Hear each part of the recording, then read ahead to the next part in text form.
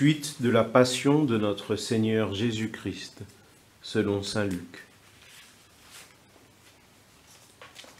S'étant saisis de Jésus, ils l'emmenèrent et le firent entrer dans la résidence du grand prêtre.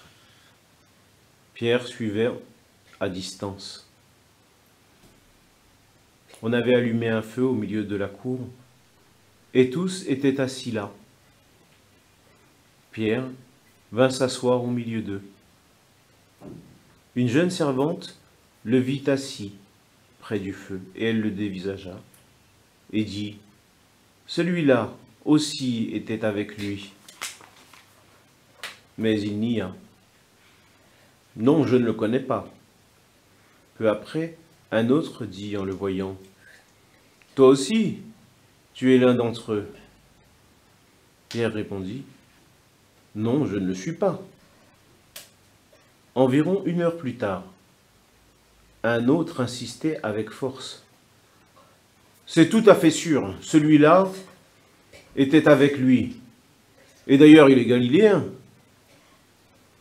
Pierre répondit, « Je ne sais pas ce que tu veux dire. »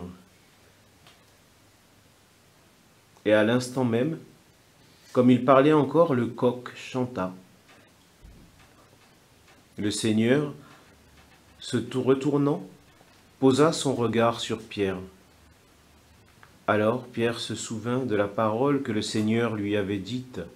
« Avant que le coq chante aujourd'hui, tu m'auras renié 3 fois. »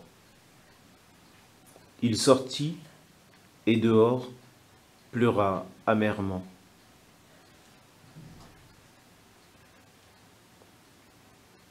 Les hommes qui gardaient Jésus se moquaient de lui et le rouaient de coups. Ils lui avaient voilé le visage et ils l'interrogeaient. « Fais le prophète! Qui est-ce qui t'a frappé ?» Et ils proféraient contre lui beaucoup de blasphèmes. Lorsqu'il fit jour, se réunit le collège des anciens du peuple, grands prêtres et scribes, et on amena Jésus devant leur conseil suprême, et lui dirent, « Si tu es le Christ, dis-le-nous. » Il leur répondit, « Si je vous le dis, vous ne me croiriez pas, et si j'interroge, vous ne répondrez pas.